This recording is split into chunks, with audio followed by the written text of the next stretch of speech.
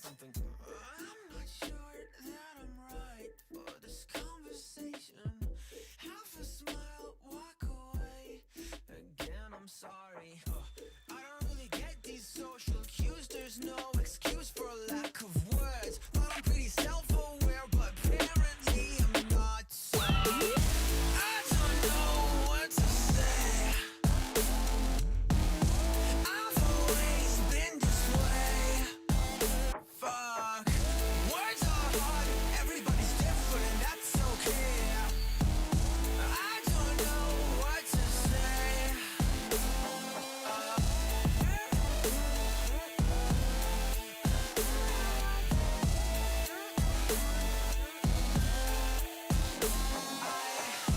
I don't know what to say.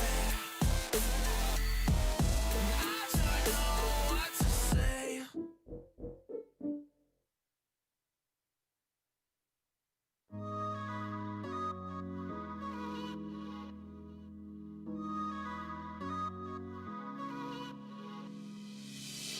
Told myself that I'd be fine,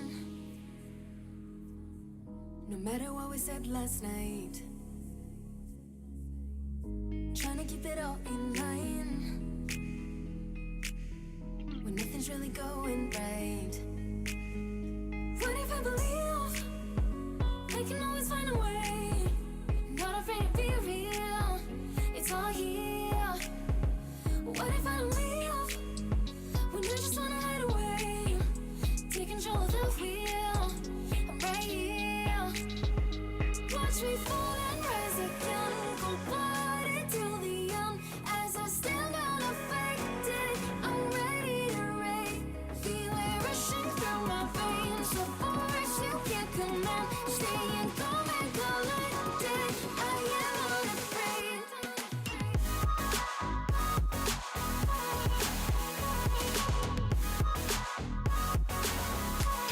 I am unafraid.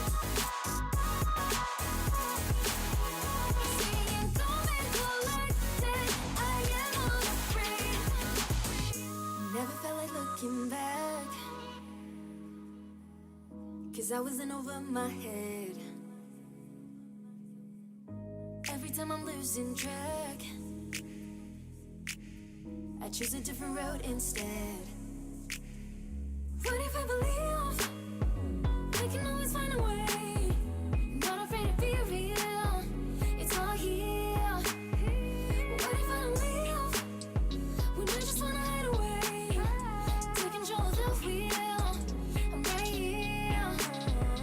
Watch me fall and rise again, go party till the end. As I stand unaffected, I'm ready to rage. Feel it rushing through my veins, the force you can't command. Staying calm and collected, I am unafraid.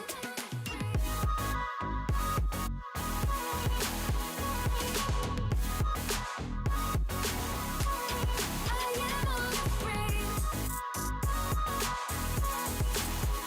Staying calm and collected, I am unafraid. Watch me fall and rise again, go party till the end. As I stand unaffected, I'm ready to rage. Feel it rushing through my veins, the force you can't command. Staying calm and collected, I am unafraid.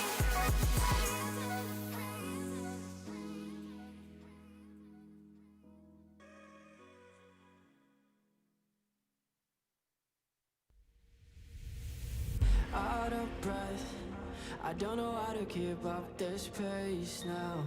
You once said you would follow me there if I got there. Right down on my knees, I kinda wish I am feeling a little down. Searching peace, you've been pulling me up every single time. I don't get how you putting up with me, all that I say and the shit I got on me. I forget that I shouldn't be 15, playing around, looking up at something. Wait, I don't get how, I don't get why. What are you seeing me? Why? I don't get why.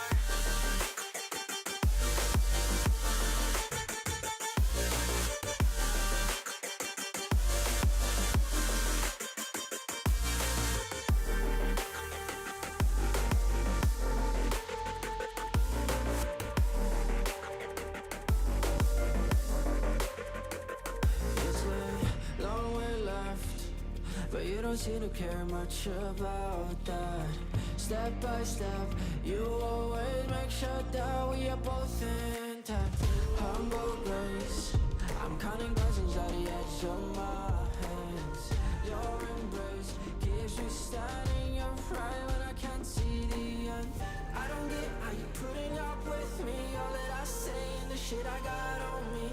I forget that I shouldn't be 15, playing around like it up with something. But I don't get how I forget why. What are you seeing me? Why? I don't get why.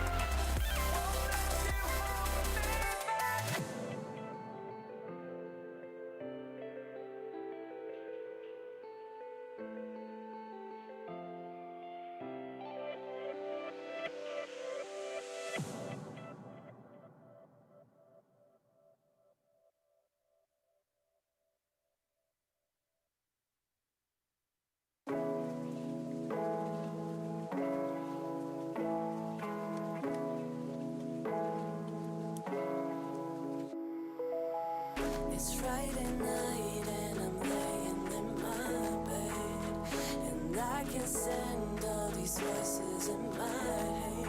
I'm feeling kinda lost now that you have left. Now that you have left, you call me in the middle of the night, saying that you miss my body by your side. I gave you everything of my life. You took all of it, but it wasn't enough.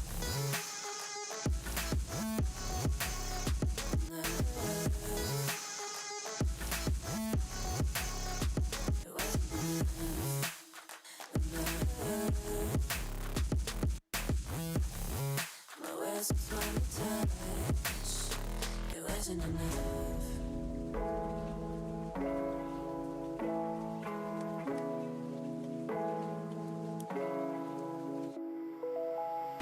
Every street, every song, everything that I see has a memory of you and me. I wonder if I can ever be happy again. You call me in the middle of the night, saying that you miss my body by your side. I gave you everything of my life. You took all of it, but it wasn't enough.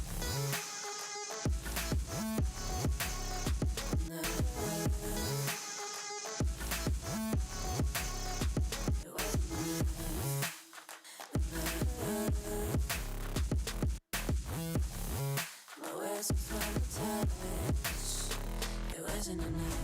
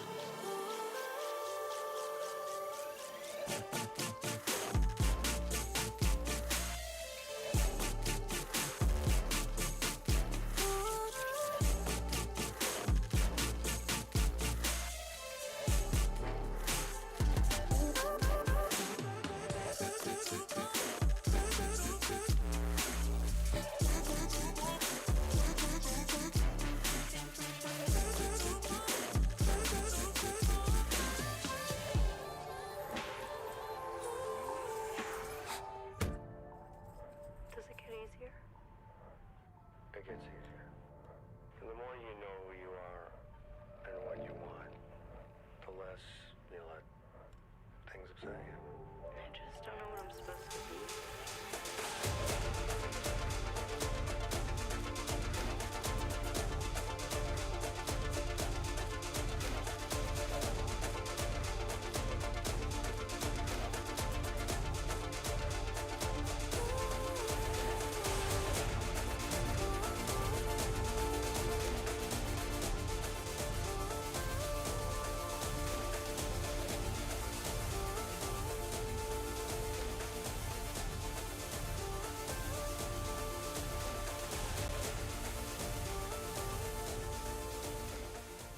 Welcome to New Frontiers Keynote Session. Your MC for this session is the Director of Programs at the Association of Science and Technology Centers, Melissa Ballard. Hello and welcome to the New Frontiers Keynote Session. This plenary session brings together almost 3,000 leaders in science, technology, learning, and community engagement. We're all participating this week in the New Frontiers National Summit and the Association of Science and Technology Centers International Annual Conference. These 3,000 leaders are joined by members of the public who are watching our live stream throughout the country and worldwide. Even though this year's events are virtual, the New Frontiers program is grounded in Pittsburgh, and we're thrilled to be coming together virtually in Pittsburgh with so many other scientists, policymakers, entrepreneurs, educators, and community leaders who are all exploring the new frontiers of science, developing advanced technology, and creating innovative solutions to some of humanity's most pressing challenges, all while engaging their communities as full participants in these processes. During this morning's sessions at the New Frontiers Summit, we tackled 4 frontiers of science, technology, and human well-being: climate and environmental change, sustainable living, health, innovation and security, and digital connections and opportunities. And we dug into ways to foster interdisciplinary and cross-sector collaboration among local and global communities. Simultaneously, at the ASTC annual conference, science engagement, science learning, and science communications professionals had the opportunity to go deep in sessions on everything from response to COVID-19 to how we advance equity and science engagement. During this keynote session, we'll have an opportunity to bring together all of those themes and conversations as we hear from leaders working at the intersection of scientific research, social innovation, and public engagement. To formally kick us off, let me welcome the President and CEO of the Association of Science and Technology Centers, Kristen Dorglow.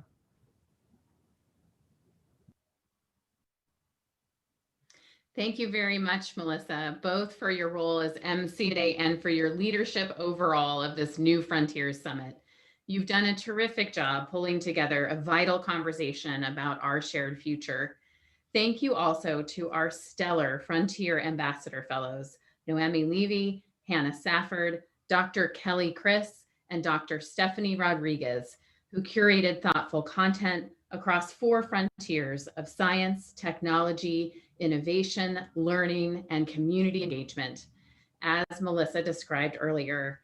Before we kick off what promises to be a thought-provoking and inspiring set of conversations and remarks this afternoon, let me take a moment to thank those who made this gathering possible. We're so grateful for the generous support of the Richard King Mellon Foundation, the Claude Worthington Benedum Foundation, and the Grable Foundation. As a virtual national summit, New Frontiers remains grounded in the work and partnerships underway across Pittsburgh, a community at the forefront of scientific research and technological innovation that is also developing world-leading models for lifelong learning and community engagement. President Obama's 2016 White House Frontier Summit, which serves as the inspiration for today's event, took place in Pittsburgh because of these qualities. Across Pittsburgh, world-class universities, elected officials, philanthropists, community organizations, entrepreneurs, businesses, learning networks, including that led by our partner Remake Learning, and cultural organizations and science museums like our Association of Science and Technology Center members, the Carnegie Science Center, and the Children's Museum of Pittsburgh. They're all partnering together to remake tomorrow and to ensure that the frontiers of science, technology, and innovation benefit everyone in the community. While we couldn't make it to Pittsburgh in person this year for this New Frontier Summit as we'd originally planned, our partners in Pittsburgh remain committed to the vision of New Frontiers and helped us infuse Pittsburgh innovation and community connections into today's summit. Huge thanks for their partnership, generosity, and creativity. As I got to know Pittsburgh when planning the 2016 White House Frontier Summit, and while returning many times since, one man's name came up again and again as central to the innovative partnerships being fostered across the city and now expanded into communities well beyond Pittsburgh. That leader's name is Greg Baer, founder and co-chair of Remake Learning and executive director of the Grable Foundation. To introduce Remake Learning and have Greg get us thinking about how we can all play a part in making tomorrow better together, let's take a look at this video. Hi, I'm Greg Baer, Executive Director for the Grable Foundation, and also co-chair for Remake Learning. In our forever changed educational landscape, we can shape what comes next to make learning more relevant, more engaging, and more equitable. We can choose either to limit ourselves or to pursue limitless possibilities. This is where it starts, where learning starts. Creativity, complexity, talent. This is where innovation starts. It starts right here, in our libraries, our museums, our communities, in our schools. This is where the future starts. I turn often to the words of Pittsburgh's own Mr. Rogers for guidance. One of the greatest dignities of humankind, he once said, is that each successive generation is invested in the welfare of each new generation. For nearly 15 years, the thousands of educators and learning allies who compose Remake Learning have been igniting experiences that are relevant, engaging, and equitable in support of young people navigating rapid social and technological change. Earlier this year, on 143 Day, Remake Learning launched a campaign called Tomorrow. It's a campaign that calls us to forge a future where each day holds promise for every learner, where youth, families, and educators connect timeless ideas and new ways of learning to prepare for what comes next, no matter what tomorrow might bring. At its core, Tomorrow asks us to remake our tomorrows so that all young people will flourish. You've probably been thinking about the future a lot lately. About how our world is changing. About whether a robot could do your job. About how the way you get to work, or shop for food, or unwind at the end of the day is changing. About what kind of a world future generations will inherit. We've made it through uncertain tomorrows before. That's because we've never stopped wondering, and we've never given up hope. Today, we know more than we ever have. About how to solve problems. About how our brains develop. About how to stay grounded in what makes us human while exploring the frontiers of what humans can make. The future holds tremendous promise. Promise that we can find the potential inside any learner. Promise that together we can nurture that potential in each and every child. Promise that we can let loose the brilliance of an entire generation. That future is closer than you think. But to make a better tomorrow, we have to act today. Let's forge a future that holds promise for every young person. Let's connect timeless ideas with new ways of learning. Let's prepare for what comes next, no matter what tomorrow brings. Learn more at remakelearning.org/tomorrow. What you're doing, what we're doing to prepare for what comes next isn't merely aspirational. It's deeply personal for each of us. And for us, our new frontiers will either be barriers for our kids and their peers across generations, or our new frontiers will be doorways to wondrous and prosperous futures. So let's ask our kids. Catherine and Caroline, here we are at the beautiful Pittsburgh Botanic Garden. What do you love about coming to a place like this? The stepping stones and the fairy houses. The stepping stones and the fairy houses. I love the fairy house. What do you love, Catherine? I like walking through the woods. You love walking through the woods? And have you noticed something about the leaves in the woods right now? They're changing colors. They're red and orange and yellow. Do you have any clue why they change colors, Caroline? In the leaves there are these lines, and I think they change colors because it's getting colder and hotter. Oh yeah? And do you think those leaves and those trees, do you think they're breathing the same air and drinking the same water that we're drinking? Mm-hmm. And we want that air and that water to be clean, don't we? Mm-hmm. So how do you think we can keep that air and that clean water for the trees and for you and me? What would you do? There's a machine, and it gets a lot of water. It takes out all the leaves, and it gets out all the dirty water. It pours it in a bucket over a tree, and then it dumps it. You would make that machine? That's pretty cool. I like that. I would make a machine on top of like someone's roof. It would collect rainwater that comes, and then it would go through a machine that makes the water clean, and then it's ready to go into showers, sinks, or bathtubs. You two are amazing makers. Speaking of making things, do you remember those exhibits that we saw here at the garden? Do you know they were made by the same people who make the exhibits at the Children's Museum of Pittsburgh? No. Do you love the Children's Museum? Yeah. Yes. And how about the Carnegie Science Center? Yes. What do you love about museums? Tell Mommy and Daddy something that you've learned when we've gone to a museum. I've learned how astronauts live in space. How do astronauts live in space? What did you learn about that? I learned how they go to the potty. How they go to the potty. Well, that's important. Where do you think their body goes? Do they flush it out into space? Maybe, or they save it and take it back to Earth and then dump it out. Which is probably a better idea, don't you think? What's something you've learned, Caroline? That you get some sunscreen and you put it under a black light and then you see how sunscreen works. Yeah, that was a really fun exhibit, wasn't it? We put sunscreen on one hand and we didn't put it on the other hand, and we put it underneath a light and we could see how it blocks the sun rays that aren't good for your skin. That was great. All right, I've got a question for you. If you could solve a great big problem in this world, or you could figure something out, what's something that you'd like to figure out and solve? Figure out how to breathe underwater. How to breathe underwater?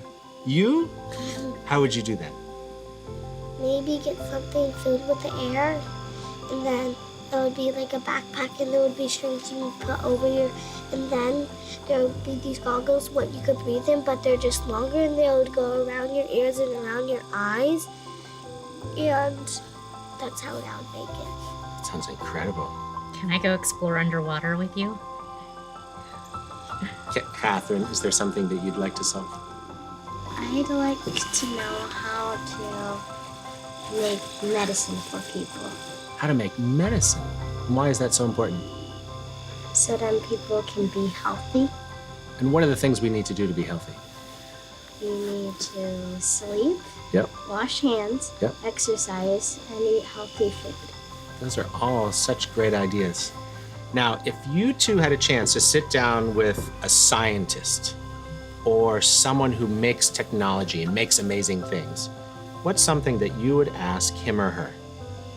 How do you do experiments? How do you do experiments? That's a great question. That's a good one. How do you make toys out of plastic? How do you make toys out of plastic? How do you shape them and all that stuff? Oh, such great questions. You two have such amazing questions and amazing ideas, and your mommy and daddy are so proud of you. Keep asking all sorts of questions. Never stop asking them. We're so proud of who you are. And we're so grateful to all of you for the opportunities that you're creating for our kids and so many others. You're creating relevant, engaging, and equitable learning opportunities for kids all across this country and for kids and families all across this world. This is how we will remake learning. This is how we'll remake tomorrow. Thank you for the work that you do.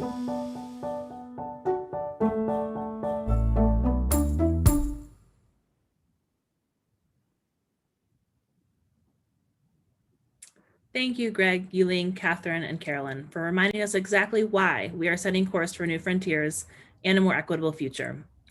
Next up, we have a discussion on how research and development that is focused on solutions might drive breakthroughs for a wider range of societal challenges, from public health to climate to education and social policy. So let me introduce our fireside chat participants, Dr. Arthi Prabhakar and Sonal Shah.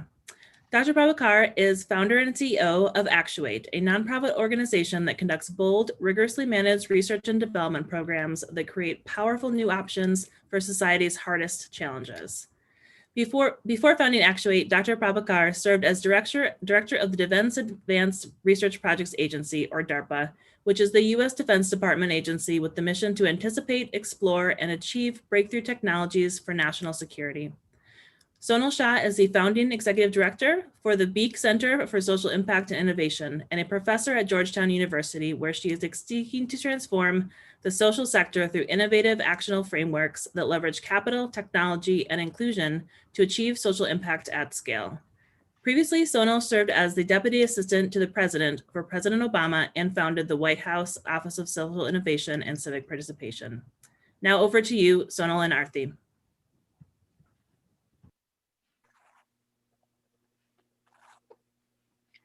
Melissa, thank you for the great introduction, and a huge thank you also to Kristen Dorgalo. I know everything you do, and it's always been such an honor to work with you.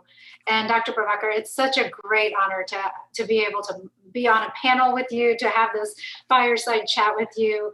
You are not just a rock star, but you are just a badass in general. Really has been great to read up. I remember when you became the head of DARPA, cheering on, just so great to see you become the head of DARPA and everything that you've done and you continue to do.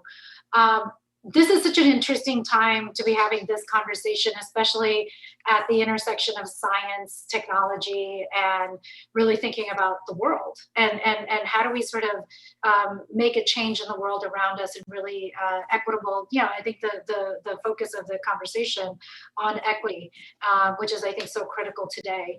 So what I thought before we get into, and I know you got introduced through Actuate, what I thought maybe if you don't mind we could start a little bit with is to talk about your experience at DARPA and sort of what you learned. You came in with a science background. You'd been at NIST before, and you were the head of NIST.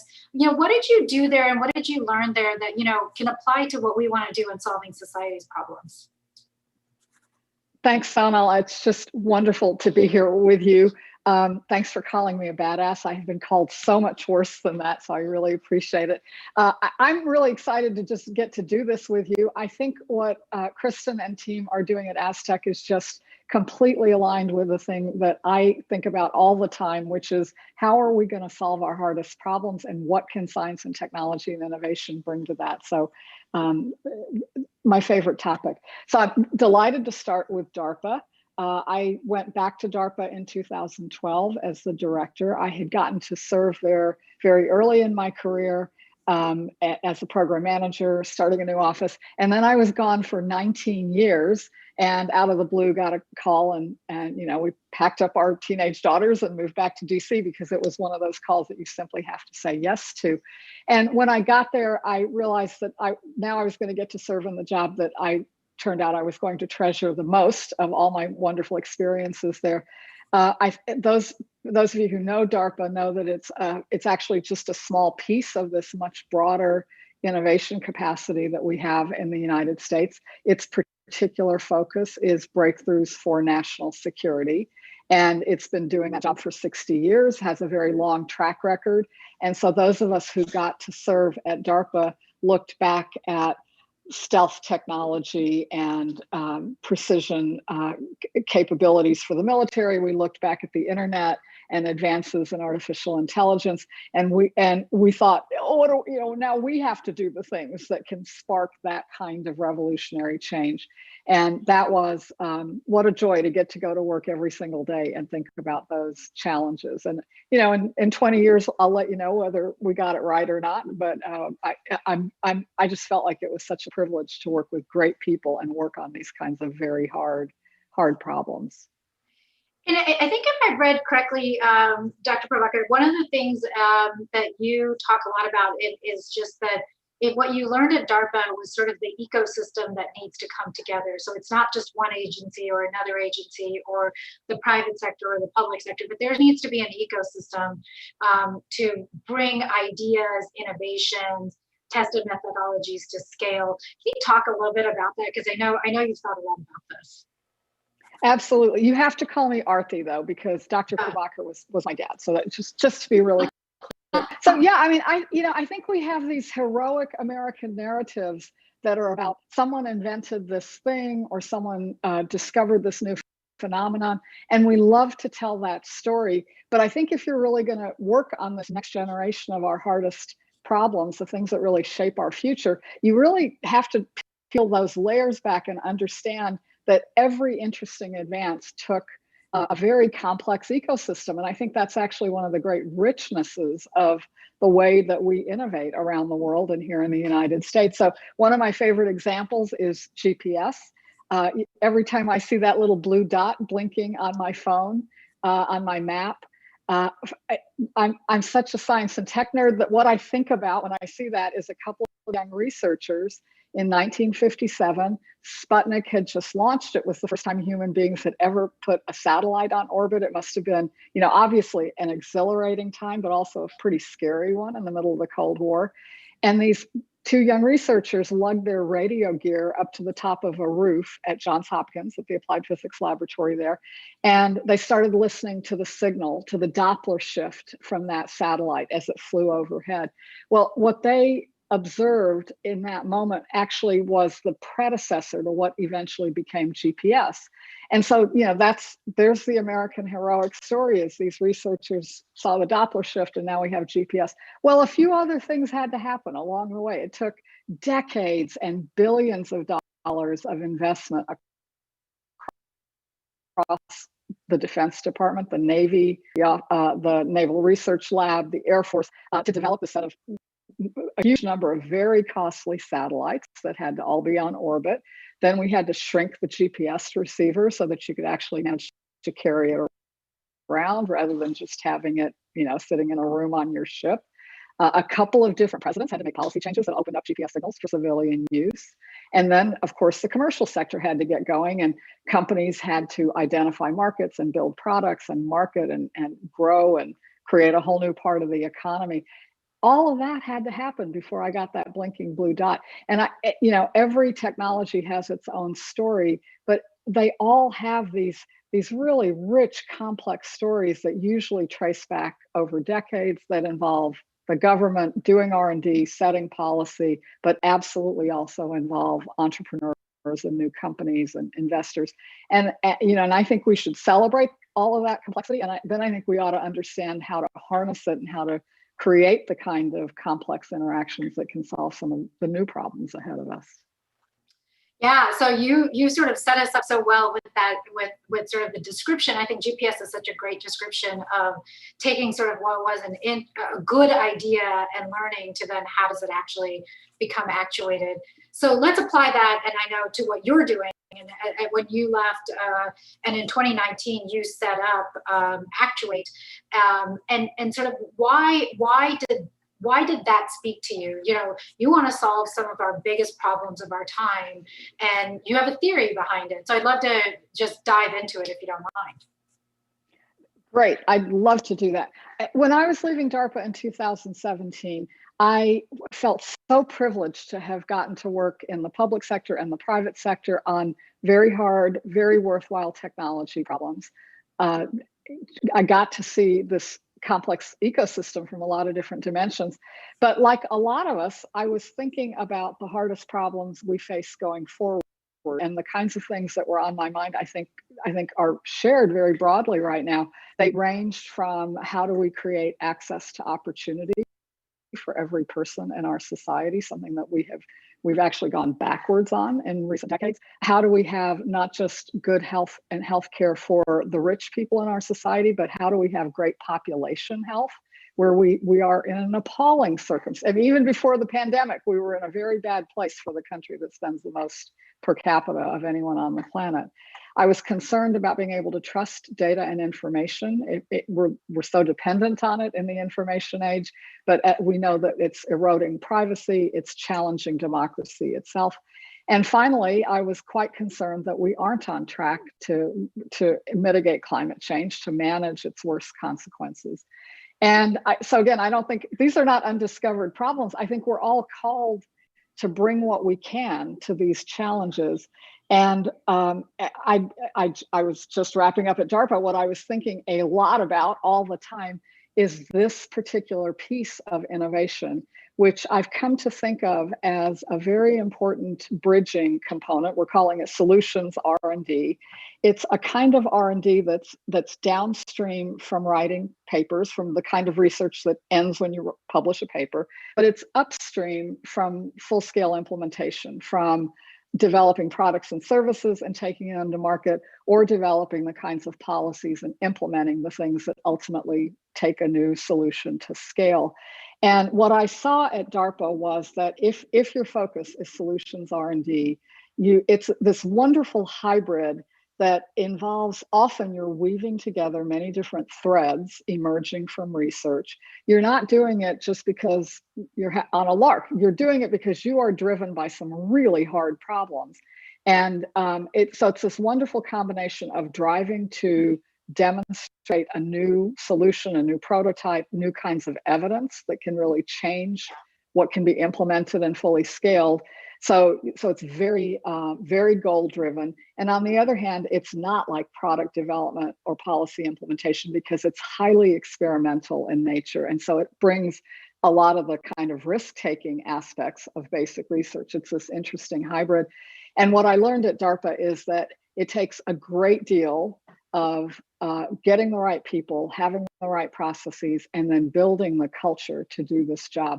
And when you have all of those elements, you can do solutions R&D in ways that completely change the way the future unfolds. So I found it was very, very powerful, and it felt to me like a tremendous opportunity to take that and you can't copy and paste the DARPA model, right, to go solve these very different kinds of societal problems.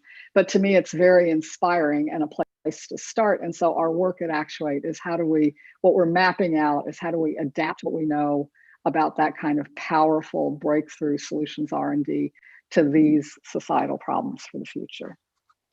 And it's amazing that the societal problems you listed are actually very linked to also what ASTC's mission is for this conference, which when I was listening to it, I was like, oh wow, this is exactly aligned, which is fantastic. So societal problems are difficult, and they've been difficult for a long period of time. You've worked in government, I've worked in government. Sometimes we can live in our silos as industry, as government, as organizations. And to do what you're talking about, which is solutions R&D, it's bringing an ecosystem of sort of unlikely players together to say we can bring to test, probe, experiment with solving a problem, and then sort of allow for scale to happen. How do you think about that? Because that's, as you've heard before, I'm sure, it's like good ideas die all the time. And so like scaling is the challenge. So how do you think about that? Yeah, I think you really put your finger on it. And our approach is to start with a systems perspective. So in each of these major societal areas, we're starting with a broad lens on what are all the factors that create or limit opportunity for a person? What are all the factors in community health, et cetera?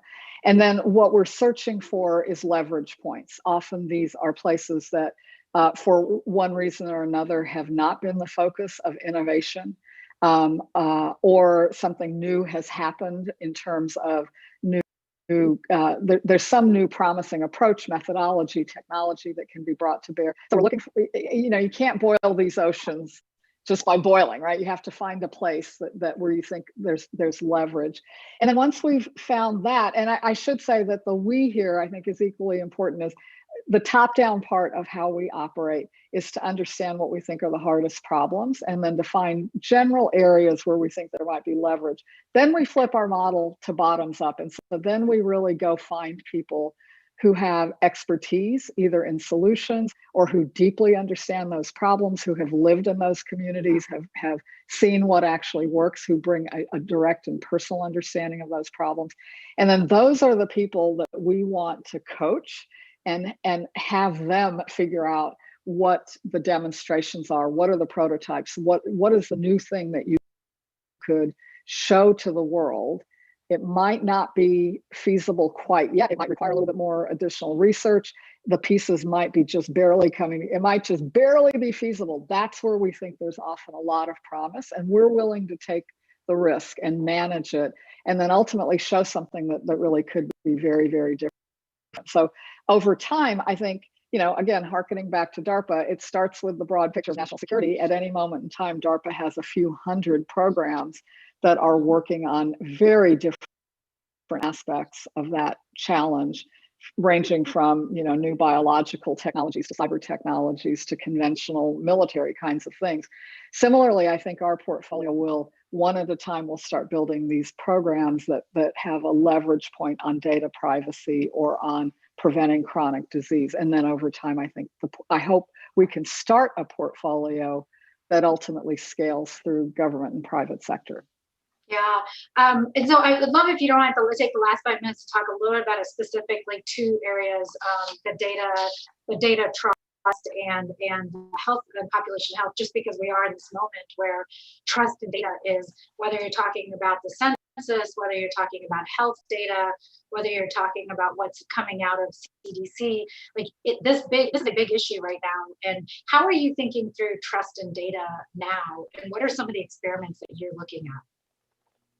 We, our work there starts with one particular piece of, there's so many data and privacy and trust issues right now. So let me narrow the landscape a little bit. If you think about commercial tech companies, they use a vast amount of data, and it's very high productivity, huge economic value, and now some concerns, very important concerns that need to be addressed about privacy.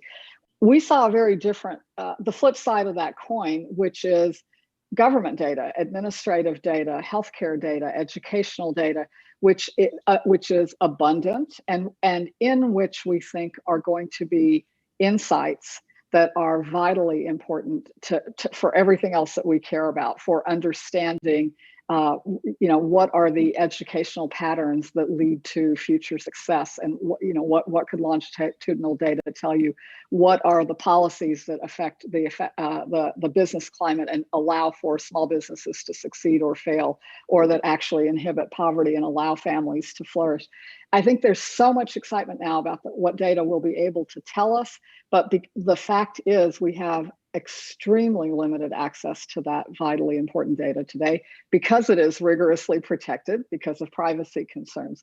So that's an area where we see a huge opportunity to be unlocked. Minimal progress today, some important progress, but we're not getting there yet. And we see some burgeoning technologies that they're used, differential privacy, secure computation. There are ways to do better than what we're doing today. They're each very hard to use. They're these very complex, bespoke solutions that require deep computer science and data science expertise to use.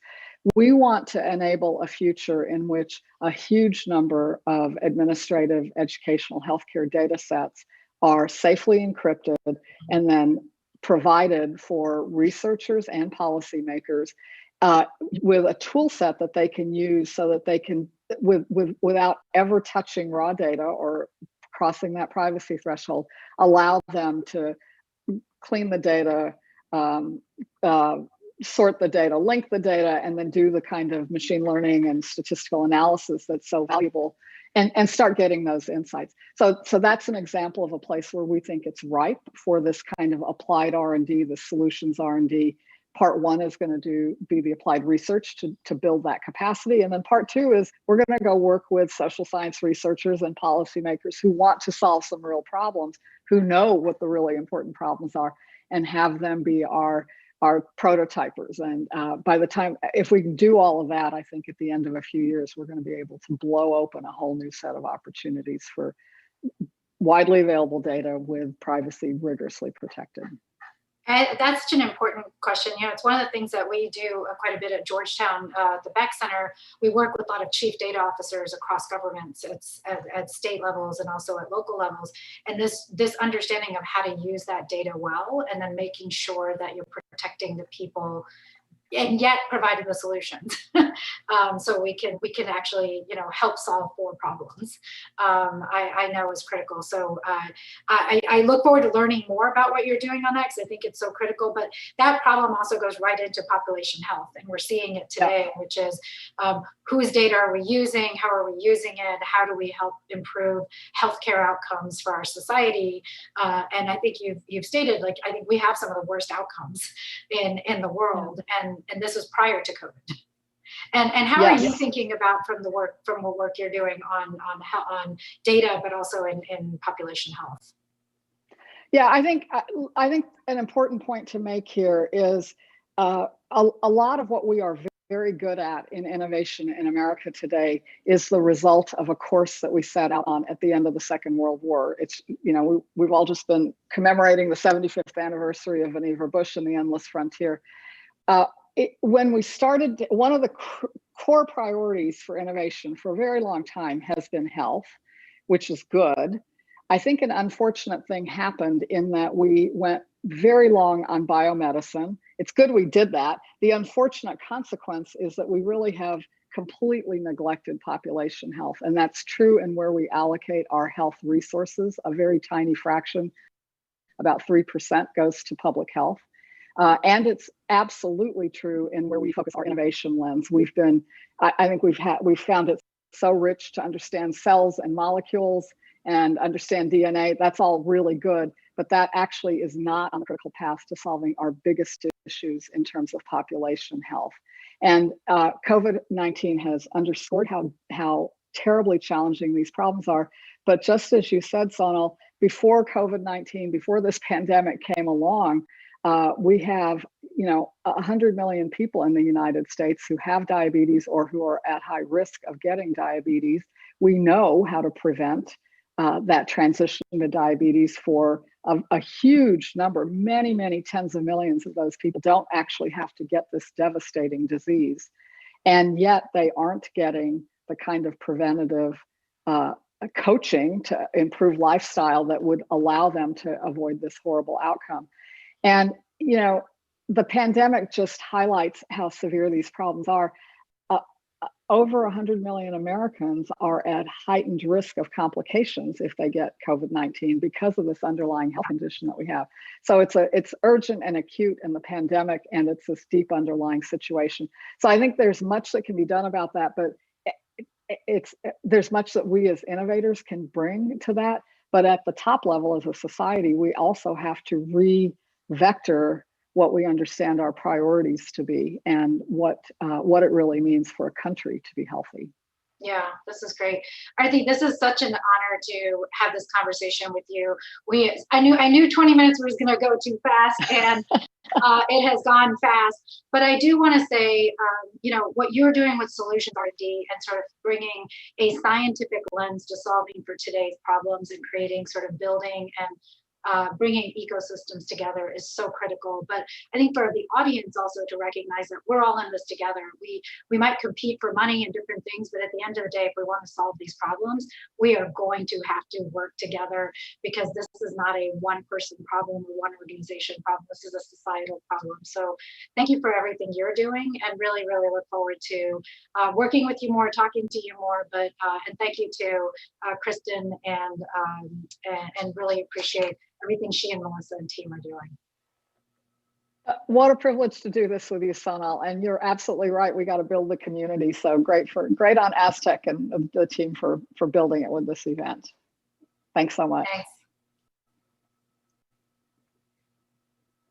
Hey, thank you both so much for such an enlightening conversation on how solutions-focused R&D can be a really critical strategy for addressing those sticky societal issues. Our next discussion is going to build on these same themes as we dig deeper into a specific topic around health innovation and security. We are joined by 3 leaders who are each exploring the frontiers of health and health security from different perspectives. The panelists will take questions at the end of the panel. And since we have so many people participating in the session across so many platforms, if you have questions for them, you can ask them at pollev.com/newfrontiers. And that's pollev.com/newfrontiers. I want to introduce the full panel because I know they can handle that, but let me briefly introduce our moderator. Ryan Panchadsaram is currently an advisor to the chair of Kleiner Perkins. At the beginning of the COVID crisis, he helped start the US digital response, connecting experienced volunteer technologists with public servants and organizations responding to the crisis. He also leads the team at covidexitstrategy.org, a nonpartisan project helping track each state's project towards stopping the spread of COVID. Over to you, Ryan, Dara, and Wendy. Thank you, Melissa. Frontiers are about the future, pushing what's possible. And sometimes those things can be incredibly radical or sometimes incredibly practical. But the only way to get there is to tackle the challenges facing us right now and to invest in the right people and ideas for the future.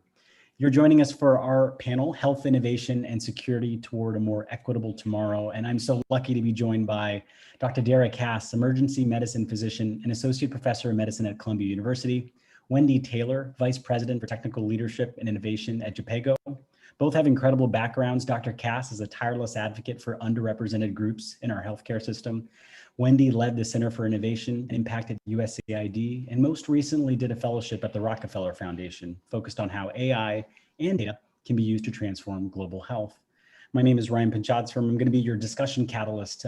Like Melissa said, my day job is at Kleiner Perkins, but my night job has been leading a project called COVID Exit Strategy, which is tracking how states are doing on the COVID response. And it's all using publicly available data. We've got a lot of ground to cover, so we're going to spend about 30 minutes in a conversation around health, healthcare, health security, and health equity. And then we're going to open up for Q&A for about 10 minutes before wrapping. So do add your questions to that poll everywhere link that's been put up on the screen and shared as well online. This pandemic has put pressure across all parts of our lives, from the ways that we spend time with our loved ones, to the way that we work, to the way that we receive care. The United States is unfortunately experiencing a resurgence of this virus. And if you ask how bad are things, the tracker that we run has the deepest red as anything higher than 150 new cases per million per day. And this aligns with the private reports that the White House task force produces. If you're this high, you are truly in the red. 30 states fall into this category, with 8 in a category of their own with over 300 new cases per million per day. And the sad thing is 8 of those states are also seeing an increased number of people currently hospitalized. Many other states are seeing that as well too. What's even more shocking is the positivity rate in states, 36% in South Dakota, Idaho's at 30, Iowa at 25, and Wisconsin at 24%. For almost every 4 people that they're testing in these states, 1 person is positive. Compare that to New York, where the positivity rate is around 1%, which means for every 100 people they're testing in New York, there's only 1 positive case. This pandemic is also disrupting people's lives unequally, with those on the front lines carrying the most risk, with those that are the poorest also ending up being the most vulnerable too. What's frustrating is that we can tackle this virus. It's only a virus. Dara has firsthand experience in New York, Wendy with experience around the globe. And so I'm going to turn to the two of you. Dara, you've felt the extremes of this virus. What haven't we learned from New York? You know, it's interesting because I think about this every day. I get very, very sad, especially as people talk about the 3rd wave, knowing full well that we never addressed the 1st wave, certainly not the 2nd wave. And now we're in this 3rd wave of really just increasing number of baseline cases. I remember actually when COVID Exit Strategy and bruised red, the reddest red. And you did that in the middle of the 2nd wave in the summer, when people weren't reacting at all with the weight that we needed them to the idea that we weren't attacking this at all, that we were just letting it run rampant. And as we finished in New York, you know, in March and in April, when this hit us in New York, we were caught by surprise. We really didn't know how deep it had penetrated our city. All we saw was from day 1 to day 14, an incredible onslaught of patients. I can give you the dates from March 6th to March 13th, the day we went into lockdown, exactly how high our numbers escalated over that week and a half. And we remembered, I called it background noise, the number of patients that were walking wounded, that were, you know, losing breath, that were getting sicker. And you could see them just escalating to a real tipping point, a boiling point in our city. And the thing was, once we got that back, you know, New York City really, really addressed this with data, right? We said, this is terrible. We're going to attack this. We're going to go lock down. We're going to really, you know, quell the virus. We're going to stop the community spread. And by really the end of April, beginning of May, we had already seen the effects of doing the hard work. Of wearing masks all the time, of keeping our community spread down. And to me, it was like we had proven that some scientific method and following the science had worked. And so as soon as we started seeing the fatigue around the country, because that was around the time we started getting the federal response to how to reopen the economy, and there was no data associated with that. So even though we were doing metric-based openings in New York, we weren't seeing that to the country. And I didn't know how that would play out, but it felt bad. And so I guess my point is, what we didn't learn from New York, which I was shocked in real time, but saw it happening, was that a metric-based approach to opening and also closing back down is the only way to keep a city or a state or the country safe. And until we do that, we're just going to keep having an escalating baseline and more humps of this virus.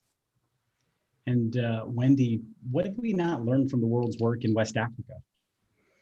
Yeah, you know, it's interesting. I mean, you've got a continent, you've got many countries in this world that are very used to dealing with outbreaks. In Africa, you've got malaria, meningitis outbreaks. They've experienced Ebola, and we have a lot of lessons learned in how to sort of rapidly scale up and be able to address some of these challenges. And I think there's some interesting lessons that perhaps we know in global health, but we haven't necessarily seen translate here. And one of the things that we know is that pandemics really expose the fault lines in health systems and social structures. And the US was really supposed to be one of the most prepared countries in the world. A recent index, the Global Health Security Index, scored the US very, very high. And but actually what was really surprising to me as I watched the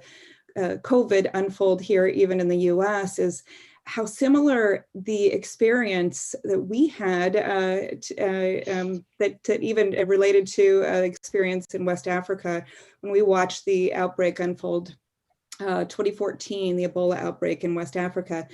We saw challenges with trust, where there's a lack of trust. People didn't even believe that Ebola was real. We never would expect that to happen here, yet we had similar issues in terms of even believing that COVID was real or was a problem, had problems getting timely access to diagnostics, and where it would take critical days to get the results to a lab and then back to the individual. Again, we should have some of the top systems in the world, yet we had similar challenges here. And then even on the data side, data insights, in West Africa, one of the biggest challenges was just even getting information on where the outbreak was, how to track it, reports coming in through all kinds of different channels. You would think that we would be able to do that here, but we even have counties where they're getting reports of COVID cases coming in over fax machines and just piles and piles of fax machines. So it's pretty surprising that some things we thought we could be much better at. Actually, I think we're doing even better overseas in a number of countries, and I think we need to approach this with some real humility, and that we have some similar fault lines. And part of this is that we actually haven't made some of the investments in the underlying public health structure that we need, and we have also similar fault lines in the social structures. And we know that pandemics also, and we know this from centuries of watching pandemics unfold, that they can also affect some of the most marginalized populations, and we're seeing that here as well. And then another key lesson, and something we know in terms of even being able to address outbreaks and epidemics, is that nationalism doesn't work, and that diseases know no borders. An infectious disease threat anywhere is a threat everywhere. And that's so what we really need is global collaboration, regional collaboration, local collaboration. And some of the places where we are seeing some of the best responses are where those networks were already established, that collaboration is really strong. And then maybe just the last thing I would say is that we also know that continuity of essential health services is really important. And in West Africa, there were actually just with Ebola, just as many people died from indirect causes. So non-Ebola causes where children couldn't get access to malaria treatment, babies couldn't get vaccinated, mothers couldn't get in to deliver in healthcare facilities. And so maintaining essential health services is also just as important. And I think we've even seen some of the challenges here, and just even getting access to essential services, perhaps in part just even a reluctance to go in. So lots of lessons to be learned that we need to internalize here as well. It feels like open data and misinformation are two competing forces in this. And how did we get here on this misinformation front? Dara, I feel like in New York, people take this very seriously in most places, and you're able to have contained it. How do we combat misinformation? What can we learn from New York? And then Wendy, what did you do in West Africa to get over that hurdle? So maybe Dara first. So actually, I think this is a really good example of transparent messaging and humility in communication. I think that one of the reasons I think New York was so successful in getting the virus under control and having a relatively uniform response, obviously we're going to not have perfect response, had to do with the press conferences the governor was having daily, really with data, right? Showing how many hospitalizations we had, how many intubations we had, and really reinforcing community metrics, things like, the mask wearing videos, and instilling a sense of pride in New Yorkers in the idea of being part of the solution. And being honest about the hard work and saying how many people had died, like knowing 700 people died multiple days in a row was hard information to give. But as soon as we saw the number come down from 770 to 100 to now 10 a day or 2 a day, you really see that continued messaging work and become deep. And that is where that's how you stave off misinformation, right? You lead with the transparent data consistently, even when it's hard. The problem is when there's voids in that communication, right? When you're not given, obviously, clear messaging, and obviously you can counter that from what was coming from the White House. And more importantly, this idea of like not panicking people and hopeful and wishful thinking and miracle medications and all the things we can talk about.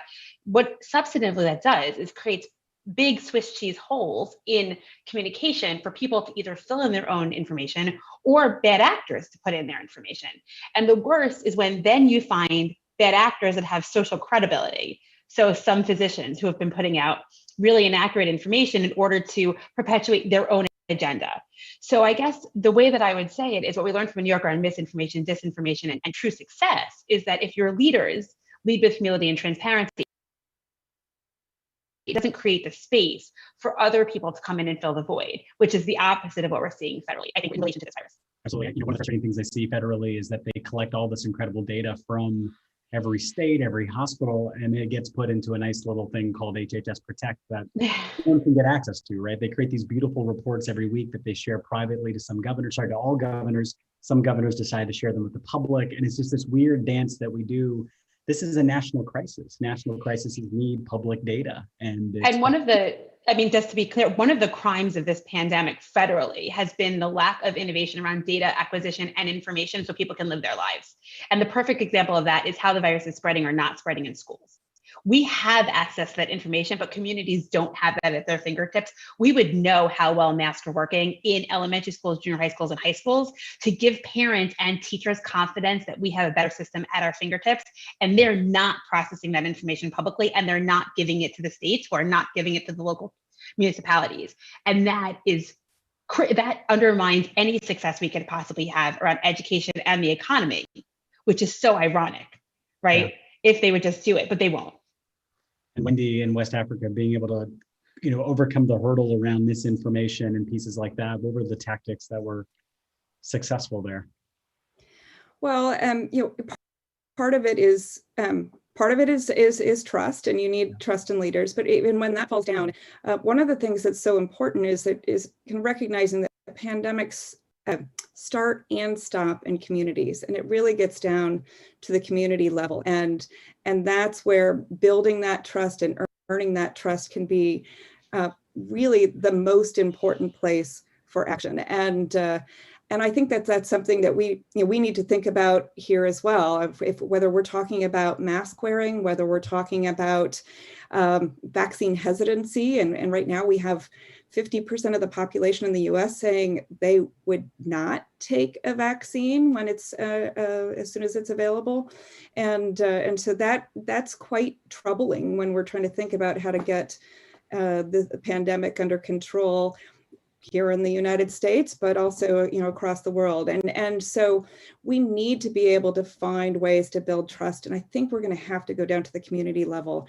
We learned that with HIV, the importance of bringing in the communities and building trust with these communities so you can find the right path forward together. We've learned that through many different public health responses, that finding the trusted voices in those communities, having them as partners, having them help be able to deliver the messages can really bring about some real, I think, real change, and hopefully that's a tactic that we can approach too. But just on the communications and on the messaging, which Dara also talked about, I think there's a real there's an importance in having these consistent messages coming from leadership, and that's part of earning trust. But one of the things that's so hard in a pandemic, particularly something that's new, where we're learning as we go, I think we have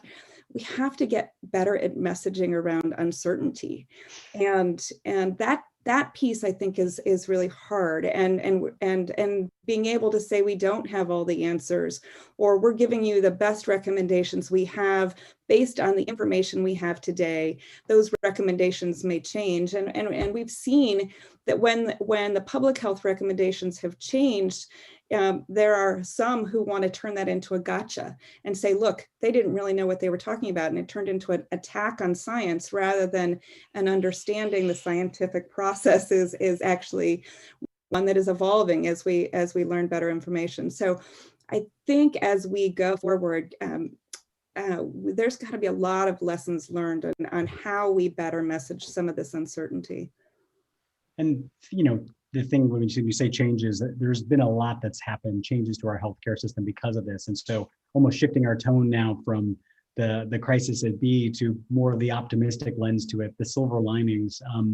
Curious from your points of view, what changes to our healthcare system has the crisis accelerated for the better? In real time, we have been able to see the inequities specifically related to race, healthcare access, the simultaneous crisis around the economy and people losing employer-based insurance, while also having, true real-time data to see the racial inequities in this crisis has been, I think, eye-opening for a lot of people that were not interested in understanding it in real time. And it has given an opportunity for us to address those issues while the pandemic is still going on. So again, in New York, we started doing things like investing in testing and tracing in communities of color, because as soon as we saw an increase in virus transmission in those communities, hoping that other cities and states would do the same thing. So that ability to call out in real time while it's happening, racial inequities in our healthcare system and other access issues, to me is an opportunity and a silver lining. I think the other thing clearly is that we can no longer have employer-based healthcare be our fundamental opportunity or access to healthcare in America. When you have, it's clear that is not acceptable, especially around a pandemic where employment is gone and you still need healthcare access. So I think it's really shaken. Our system needed to break, I think, in a lot of ways to actually build it back up. But our system is broken. And this has highlighted that in a time while we're still in the middle of it, that it requires us to fix it in order to get out of it, which has never happened before. I always think it's interesting, the analogy of the safety net, like they called it a net to begin with, right? It actually does have a hole, but just didn't think there was going to be this large. Wendy, on the same kind of things, what are things are you seeing accelerate that that we can learn from the way? Yeah, no, I think we often hear that meaningful change occurs in times of crises, and we're seeing that here, and so I think there are exciting advances on the on the science side. We've got providing an understanding of this disease at a rate kind of faster than ever in history. We hopefully will have a vaccine, at least the first successful vaccine by the end of the year, early next year. That will be the fastest ever in history. In my organization, we are accelerating efforts to move towards telemedicine, accelerating just some basic things which would be good practices, multi-month dispensing of drugs, which can help with adherence. Some of these things, because we have to sort of pivot in how we are adjusting to some of the challenges, are forcing some changes quickly. And one of the things I'm actually most excited about, and it's been fun watching everybody get so engrossed in models. I mean, we had an entire globe talking about flattening the curve and really tracking data and realizing the value of information. I spent my last 2 years trying to think about how do we reimagine our global epidemic intelligence systems and get people to think about disease surveillance, to think about the importance of data. And I always kind of felt like it was a little bit of the ugly stepchild. Everybody wants to go for the vaccines and think about some of these new innovations, but I think there's a new attention to understanding the value of data and insights and the importance for decision making, and can recognizing we can't stop what we can't see. Health officials really need to be able to not only detect quickly, they need data to be able to detect quickly, but we need to be able to know how quickly an outbreak's spreading and where it's going and how big it might be and what interventions might stop it. And I think we're seeing real advances before our eyes and some of the tools to be able to do that. But we have so much further to go.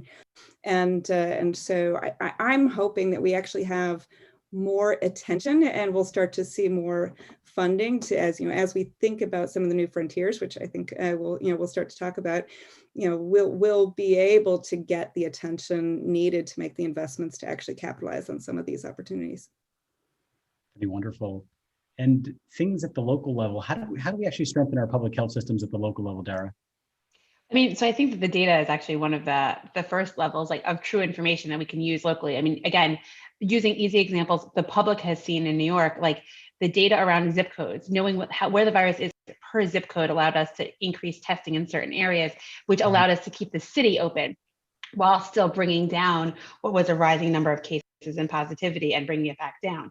But really it is investing in local infrastructure, meaning investing in really public hospitals, federally qualified health centers and rural hospitals. I think that when you can't get care in your community, telemedicine is another great way to really increase access of care. I've been doing telemedicine for years and I've been screaming from the rooftops how important it is to expand care to communities that weren't getting it, especially in places that had hospitals closing down. And you could do so many services over telehealth, which we use and we expanded here.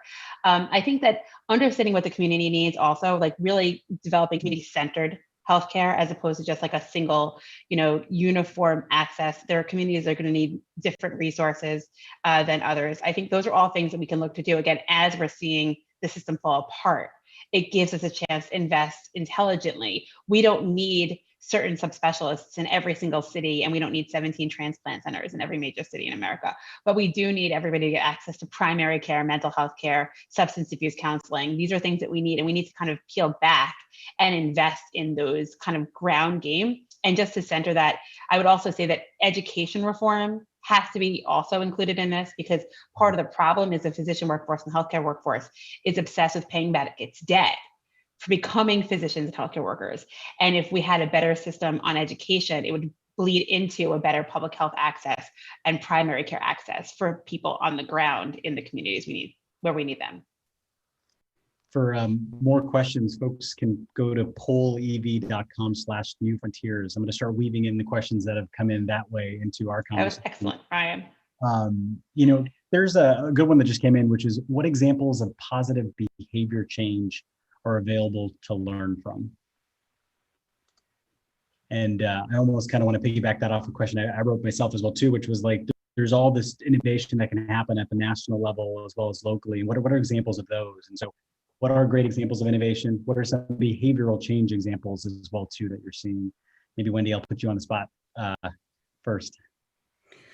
Well, you can answer it in the mask wearing and social distancing in some countries, and maybe not all countries. And, I think we have seen adoption of some of these basic infection prevention control practices that we know work. We've learned actually should work against this particular virus. And we've seen a lot of countries be able to adopt them quite easily. In some cases, they might have been mandated, but I think when you have an educated population that understands the risks and has seen the devastating toll of outbreaks before, I think you get a lot more willingness to perhaps take up some of these practices to do their part, and so there's certainly plenty of good examples out there, even with this particular outbreak. Yeah, I will say I'm very impressed with kids in this pandemic. I think that, they had no problem mask wearing for full day in school, much less problem than the adults that were being told to go to work with a mask. They're wearing them on the bus. They're really, following, they're staying quiet at lunch. And just, I think that one of the behaviors that I would leave with is that kids are doing a great job, and we should pay attention to them and learn from them a little bit. Because I think that they're just like, they understand that this is keeping them safe, and they don't need to challenge that. At least those kids that I've watched all over the country, it's been pretty inspiring.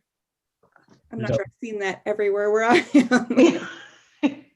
The top question right now is around a little bit around this. What do you recommend to both officials and scientists on how to talk about COVID, considering that research has been shown that giving people data, facts, and information is not what convinces people to change their minds and make different decisions? It says it's about personal values and beliefs.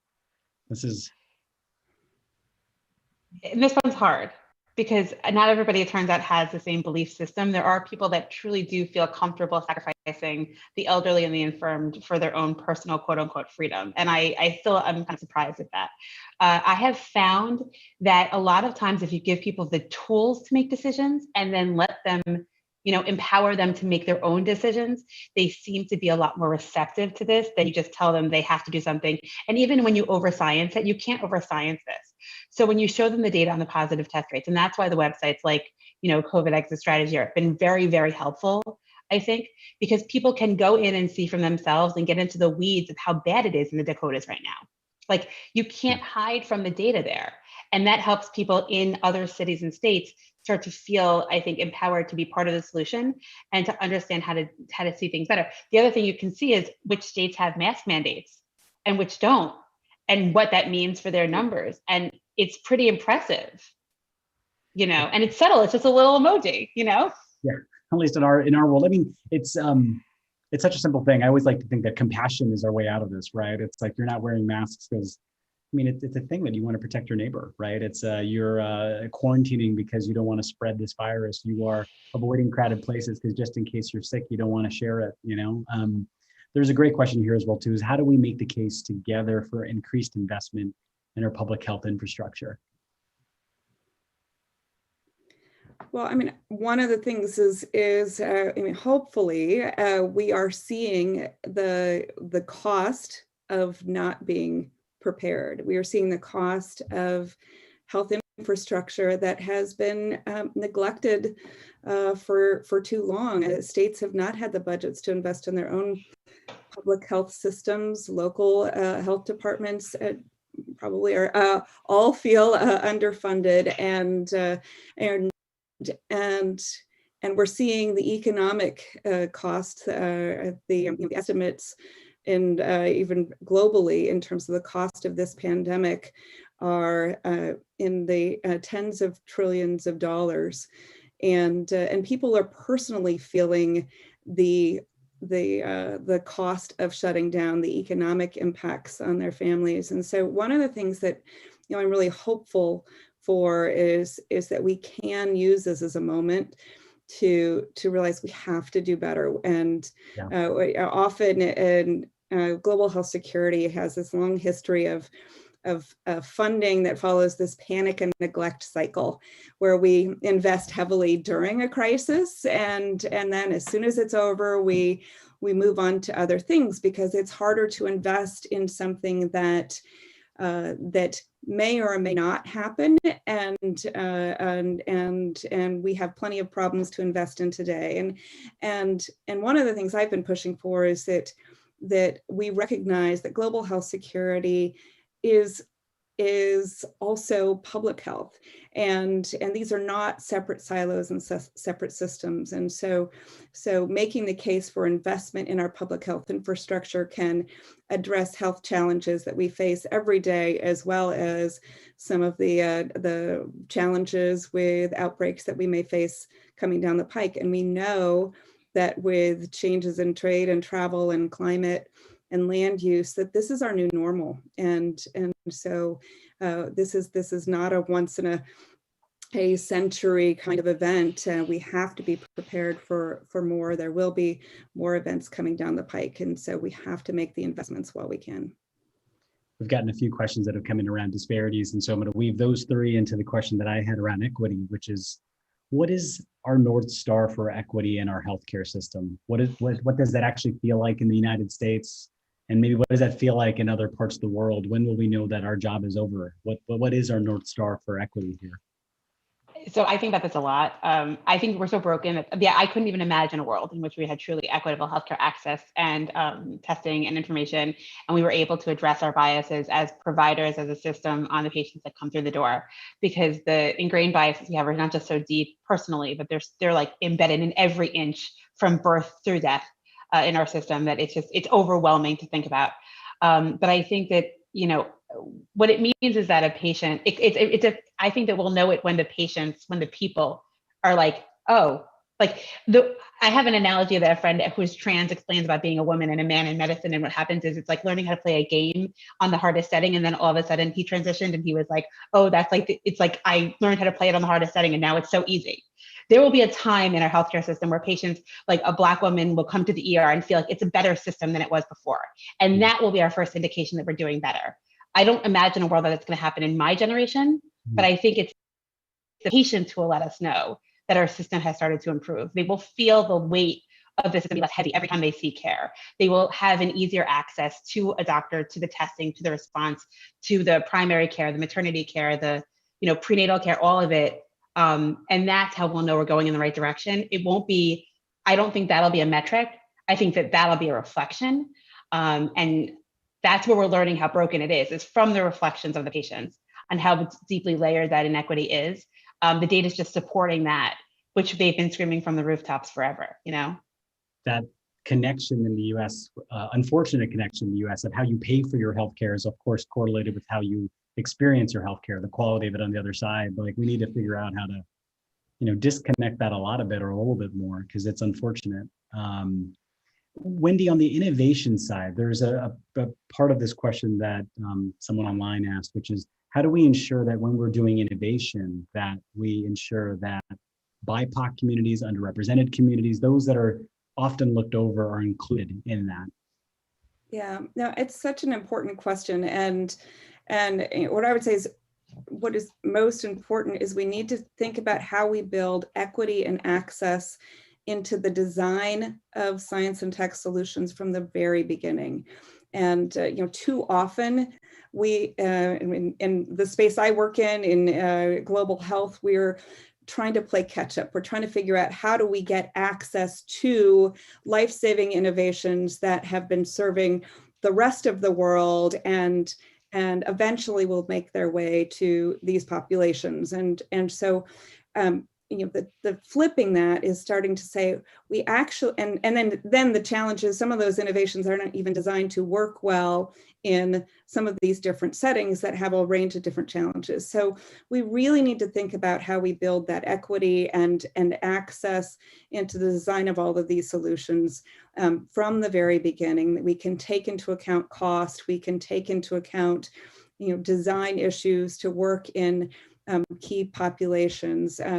So I think that piece is really important. Having spent some time trying to think about some of these data tech solutions, as we start to get into the AI space, I think we have to be really, really careful on that front as well, so that we make sure that we are not perpetuating inherent biases that exist even within our data that we may or may not realize if we haven't collected data on certain populations, or if just the data themselves reflect biases and within our current structures, the AI tools may continue to perpetuate those. And so that's again a place where I think we have to be really vigilant and watch for it. And then the other thing I'd say is just I think there's really important to think about how do we build up the science and technology R&D capacity within the communities, within these countries, so they also have the ability to and the capacity to be able to work on developing solutions even within their own populations, and more likely to be closer to some of the problems that they're facing. And so it's, I think, another key piece. And we've made progress in all of those areas over the last decade, but we have a long way to go. We absolutely do. I feel like from the investing point of view, it's like there are two groups or a few groups, but the two that are coming immediately to mind to that question is, how can, because it all still revolves around payment models, right? It's like, what are the things that CMS can do to encourage innovation for other communities, right? Different ways to pay for services that match the needs of folks that are actually living their lives every day, to the health plans that can change the way they pay and incentivize certain actions, to, even in the investment community, right? Investing in companies that are trying to address and serve these underserved markets, right? There's venture funds like Town Hall Ventures that we're associated with that look out for the most vulnerable and think that there is a incredible opportunity to build companies around serving that. And so I think it's a very relevant question. I think though it takes time to see those results, I think this whole conference has been about, the frontiers. What are we investing in today that we hope to see come in, that 5 to 10 year period of time? For Dara, for New York in particular, how does it continue to keep the progress that it's made, right? So maybe almost trying to think for each of us, it's like, what are the takeaways that we can walk away with, right? Because you're still fighting it every single day. You go into work and you see it. And so how do we remain vigilant from your point of view? So I think a lot of it has been continuing to move forward, even in slow steps, like giving people something new to think about regularly. That's why the opening through data was really important. We're constantly opening and announcing new things, whether it's ski resorts or other things that keep people feeling like we're in the right direction, even as we're increasing testing. And I think that as we have therapeutics and a vaccination system, we'll start announcing things like the vaccination protocols and the availability, and that will keep people engaged in the solutions. I think that is what keeps people invested in progress, is the idea that they're moving forward together. It's when you abandon the people, when you don't lead, that they fall apart, and therefore so does the response. So I think that there has to be this aggregate leadership and continued communication in order to make it work. And that's what I think we're seeing. You'll notice in New York, when there's like a bad day or a lull, then Cuomo comes out and gives a press conference. It's not an accident. He's getting the people riled up and he's reminding them that he's here to lead and he's paying attention. And that's what good parenting is. And I think it's what good leadership is, when you're trying to lead through a pandemic. Wendy, your, thoughts for everyone to take away from this conversation? Takeaways from this conversation? Yeah. Well, one of the things, I have to mention it just because I touched on it, but I really do think that we need to be thinking about the investments, the new frontiers. We'll have a big opportunity, and we have everybody's attention in terms of where we need to be investing. And there are already groups thinking about the new solutions. It's almost the after action efforts, even though we're still in the middle of the outbreak, that we need to be able to start making decisions on where some of the new investments need to be for better preparedness. And I do hope that, and I think there's a lot we can be doing on the data, outbreak analytics, outbreak science space, in modernizing our global, national, local disease surveillance, kind of epidemic intelligence systems, where we have better sharing of data, better tools to share data. We invest in outbreak science as if it's R&D, so we get better at using data, and we really build in the kind of national and local capabilities to be able to put those analytics to work and make better decisions for public health officials. And so it's been a kind of an area I'm particularly interested in and focusing on, and over the last few years. But I think we see that need in Africa. We see that need here. I think we see that need at WHO. So all levels of the systems need more investment there.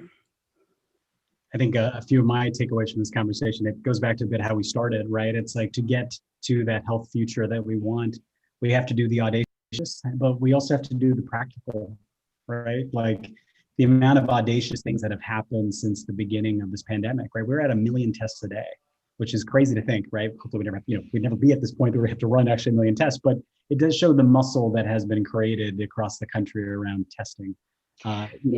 Go for it, Dara, please. No, which is exactly what I think I want to leave this with, which is that we have to use the term warp speed is ironic, but we have moved at warp speed for so many things, right? And we have innovated and moved mountains already around this virus. The problem is we haven't implemented it smartly. We haven't really done anything consistently. We haven't gotten it down to the states in a way. So what I'm excited about is an opportunity to take the data and the science we've developed and actually see what happens when we nationalize it in a way that is smart, when we invest in the infrastructure, when we take what we've already built and actually execute it. And I think that what we're going to see, I'm hopeful, is a very rapid containment of this virus to a space that allows people to come out of the other side of this around the spring of next year in a way that is exciting for people to feel like they were part of the solution. Like the most American experience out of this would be the entire country feeling like they finally did what we did at New York, which is got together to be part of this solution with leadership that was transparent and like evocative and smart. And then people were like, oh, we could have had this a year ago. Like, that's what I'm looking forward to. And I think we can get there if... I do too. I do too. I mean, when you look back and see how things played out earlier in this crisis, it's like, BARDA did what it was supposed to do. It started reaching out to companies back in January, February, right? It's just that the execution part didn't follow. Right. Everything broke down after. Right. People did their jobs and then it was squashed. Mm-hmm. And what happens if you don't squash them? Exactly. I think that's a hopeful message on that front. It's that muscle that we've been able to build. I don't think we're going to lose it. I think 2020, the experience that we're going through will be this most pivotal thing that we all take from it. And then the other part, when we started this conversation too, sometimes the most practical things, like the simple things, the obvious things, are the things that make the biggest difference, right? Like like masks, yes, there we go. But access as well too, right? Like this is really redefined what access to testing means in communities. I'm sure everyone has seen these test sites that have not only done just testing, but they've also brought in every other social service that you could need, right? With even food boxes, if you end up being positive, take these home so you can be okay and self-quarantine.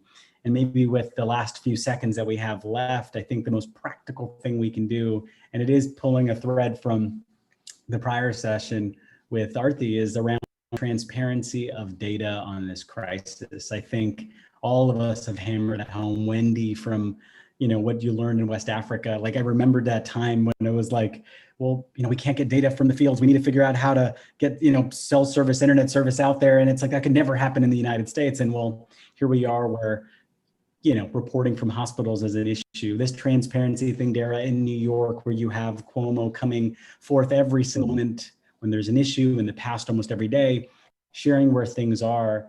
I think there's going to be an incredible amount of progress that gets made on this front with just sheer transparency and open data and structure it. And I'm seeing the clock tick down with just 10 seconds left. And so, Wendy, thank you so much. Dara, thank you so much for everything you do.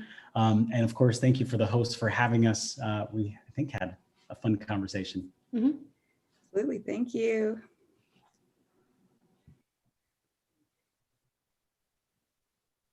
Yes, that was indeed a fun conversation. So thank you, Dara, Ryan, and Wendy. And thank you for leaving us with some possible paths forward through this pandemic and, of course, looking into the future. I'm also reminded of something that Arthi said in the previous section, that we have to bring what we can to these challenges. And I hope that that's an invitation to all of us across diverse sectors to think creatively about what assets we might bring to collaborate around health security data. In that last conversation, and really throughout this keynote, as well as during all of our summit and conference discussions, we've talked about the deep disparities that are apparent in our systems and across our society. And whether we are talking about human health or climate or sustainability or digital opportunity, we've talked about working together across silos to set course for a more equitable tomorrow. Our final speaker will speak directly to this goal, and she will remind us of the importance of this work. It is my pleasure to introduce Dr. Ruha Benjamin. She is a professor of African American Studies at Princeton University and the author of People Science, Bodies and Rights on the Stem Cell Frontier.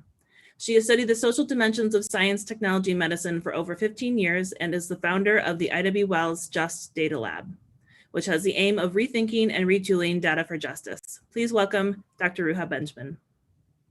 Thank you so much for that introduction. I'm really thrilled to be in conversation with you all today. Everything that I've heard in the last session has really energized me.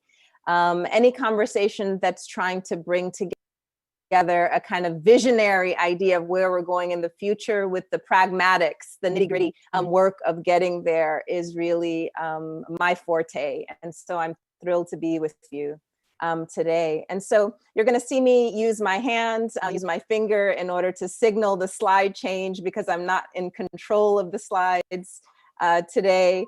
And so at this point, I'm going to ask for my title slide to come on the screen, and we can move towards a conversation of reimagining the default settings of technology and society. And so can you all hear me okay? I don't see my slides up. Okay, wonderful. All right, I'm good. Thank you. All right, lovely. And so let's move to the first idea here, which is to move beyond techno-determinism. You know, we have two dominant stories that we tell and that we're told about technology and the relationship between technology and society. The story on your left is the techno-dystopian version in which the robots or automation and emerging technologies are going to slay us, whether they're going to take all the jobs or rob us of our human agency. And we have the story on your right, which is that the robots are going to save us. They're going to make the world more efficient and fair. And although on the surface, these seem like opposing stories, the techno-dystopian one that Hollywood sells us, the techno-utopian version that Silicon Valley sells us, they share an underlying logic, a techno-deterministic logic, which is that technology is in the driver's seat and we're either helped or harmed by it, but that our own human agency is removed or washed away from the story.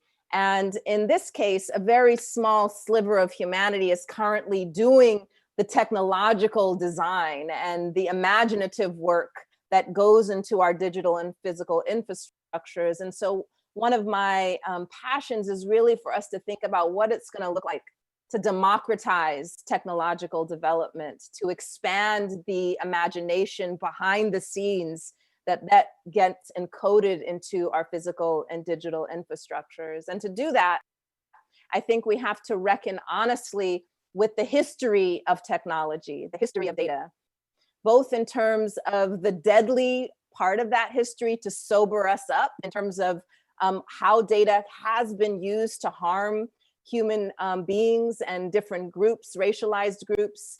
In this case, when we think about that history, of course, one of the stories that rises to the surface is the relationship between IBM and the Holocaust. And in this case, you know, Edwin Black reminds us that it's not just about the big bad boogeymen who are the protagonists of this story, but the everyday people who are just doing their job. He writes, the division of labor that permeated thousands to participate in a massive bureaucracy of death without feeling responsible. This idea of just putting our heads down and focusing on our task without asking the big questions, the big picture, which is exactly what we're doing in this conference, so that we can learn from this history and not just punch our cards, clock in and out, and do what we're told. Part of this, though, is in thinking about the deadly data, is also thinking about the do-gooding data, which I think is much more characteristic of our present moment, the desire to use and to produce data for good. But even that, we should have a kind of sober understanding of how that can actually potentially harm people as well. And so in this case, you're looking at the Innovation Project, which was created in St. Paul, Minnesota, in which the police department and the public schools joined forces in order to collect data on young people. And the idea was to create this data sharing platform that enabled centralized outreach in order to identify youth who would be labeled at risk and thereby intervene before the situation got out of hand, right? And so you can see just from the kind of screenshots from the website, the desire to do good, to intervene, to help. But in the process, using labels like at risk, not just the end product in terms of the labels, but the input data.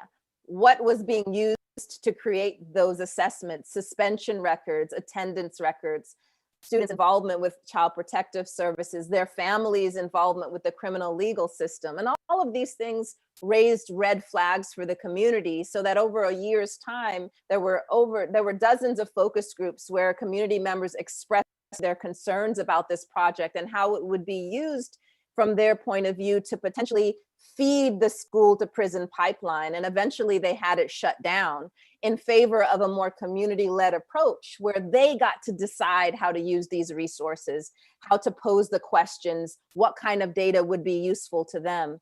And so it's not simply the intentions of the data collectors or the program designers that we should be concerned about, but the impacts and the way that the most vulnerable experience those impacts. And so whether it's deadly data or do-gooding data, the larger point I'd like to share is that when it comes to deep learning or computational depth and literacy, we have to pair that with historical and sociological depth and literacy. That is, one without the other. Computational depth without historical and sociological depth, I believe, is superficial learning. And there are a number of examples that I could draw on in order to illustrate this point, but for the sake of time, I'll just highlight one example from a study that came out last fall by Obermeyer and colleagues, in which they were able to look inside the black box of algorithm design and look at this digital triaging system, which affects millions of patients across the country, and found the racial disparities, the outcomes in which Black patients were not being flagged as needing the same kind of resources and attention that many white patients were.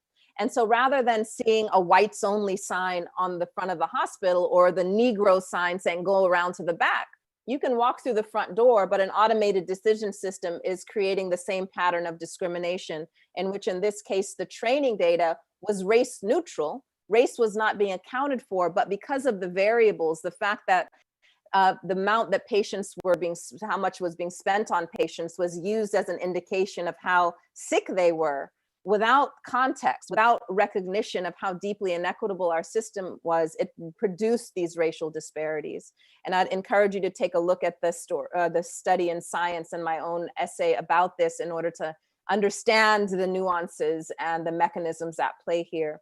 But the larger point is that even with a race neutral system, where race is not a variable, it is likely that because of the default settings of our society, to reproduce these disparities in terms of future predictions of need.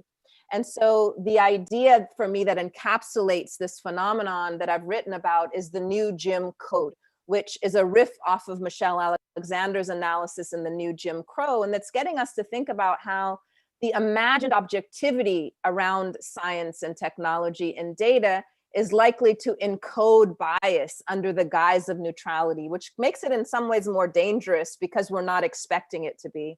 And so if we think about the new Jim Code, it's thinking about this relationship between past and present forms of discrimination. And so, you know, in the past, we would associate racism with an image like this, where it's in your face, it's explicit, no one's hiding it, it's not subtle, it's not encoded in any way. And so in this case, you are not expected to apply.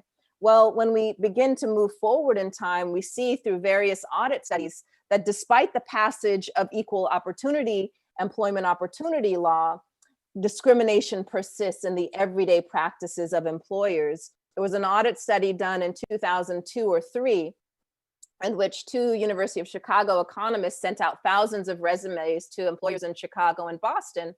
All of the qualifications on the resumes were equivalent, except they changed the names, some of which had Black sounding names like Lakeisha and Jamal, some white sounding names like Emily and Greg. And the white sounding names or applicants received 50% more callbacks than the Black applicants, solely based on the name as a proxy or a code for who that applicant was and what they were capable of. And so in some ways, names are encoded with meaning that allow people to discriminate implicitly. Rather than that big sign on the front door, you can use names and other codes, social codes, in order to make judgments about people. So then, presented with this data, one might be tempted to say, well, if humans are so biased, shouldn't we let the technology do it? Shouldn't we turn decisions over to automated systems? Well, consider that In fact, there are companies on the scene that are making this promise, companies like HireVue that are interviewing applicants and recording thousands of data points and then comparing job seeker scores with those of existing top performing employees to decide who to flag as a desirable hire and who to reject. In this scenario, though, it assumes that the past training data, how these automated systems are being trained to judge, is based on some objective measures rather than indicative of past forms of discrimination that shape the employee base. And so when it comes to thinking about how algorithms make judgments, some colleagues of mine here at Princeton decided to replicate that classic audit study that I just mentioned using old school resumes. And they tested a natural language processing algorithm to see what kinds of associations it would make. And indeed, this NLP actually associated white sounding names with pleasant words and black sounding names with unpleasant ones. So if you were designing an employment hiring system using this system, it would likely to reproduce past forms of discrimination. But here you would think it would be more objective when in fact it replicates this past discrimination. And so the headlines read that your next job could be with a racist bot. And this kind of awareness has grown exponentially in the last few years, which is good news for us, because now we can begin to ask, now what do we do in light of these examples, in light of these patterns? What now? What do we do next? And of course, thinking about the regulatory environment is essential. A bill like this, an algorithmic accountability bill, has been introduced last year by my own senator. And so more and more people are beginning to think about what needs to change in the ecosystem, not just tweaking one algorithm, but what's overseeing and really shaping the environment in which our automated systems are being designed.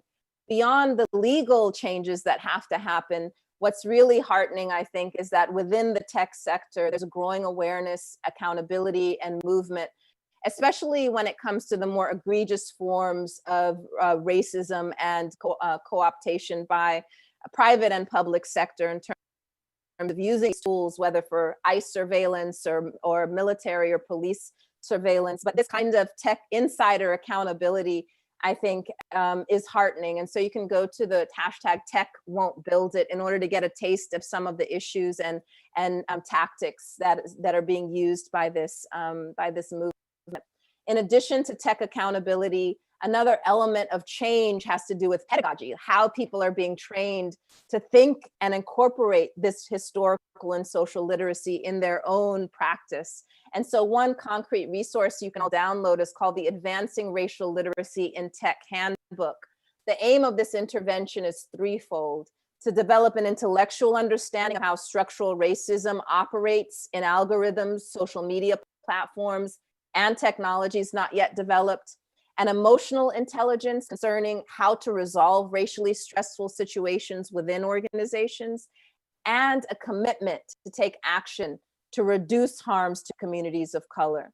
And in that spirit, there are a number of tech justice organizations, from Data for Black Lives, which operates more at the policy level and in the national level, to more local tech justice movements, including the Detroit Community Tech Project, which are mobilizing communities not just to engender tech literacy, but to actually push forward an agenda around tech justice. And so I think that we need to think about these organizations as partners and create more reciprocity in terms of the larger ecosystem that we're trying to transform around STEM.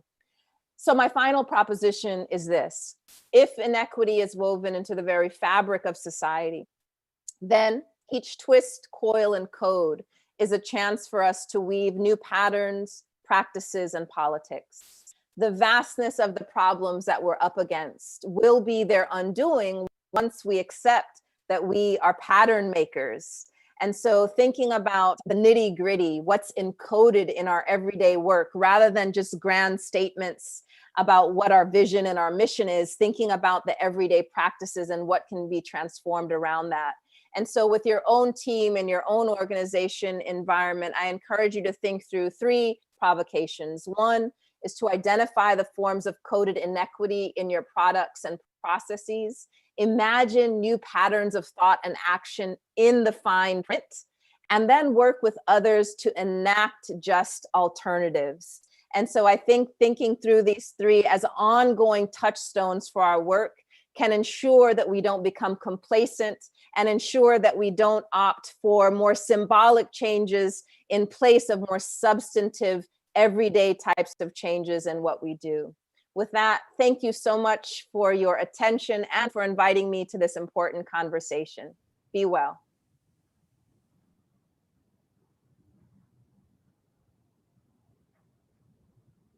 Thank you so much, Dr. Benjamin, for your remarks and for reminding us all of our own agency in addressing injustice. And thank you to all of our speakers and panelists today. This afternoon's plenary session has been recorded and you are welcome to share it with others. We'll also be sharing the amazing talks and panels from earlier today on our website, along with links, resources, and other outcomes, which you can find at astc.org/newfrontiers. And for all of our ASTC conference participants, please enjoy this evening's, we hope you enjoyed this evening's networking session, and we'll see you back here tomorrow at 11 a.m. Eastern Time for the 2020 Alan J. Friedman Science Center Dialogues. Have a great evening, everyone.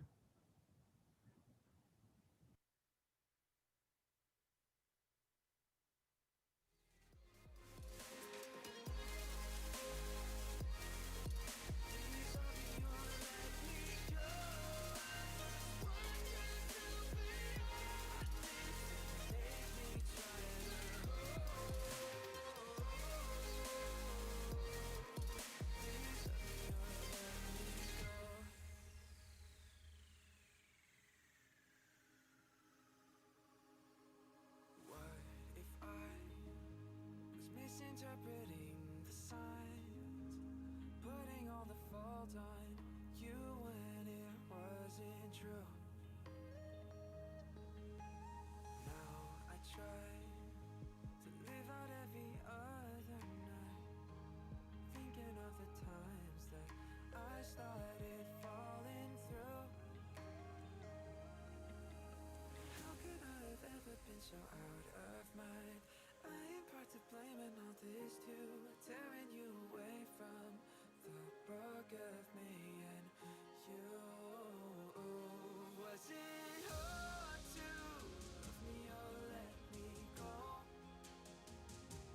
'Cause the truth hurts, I get to live on alone.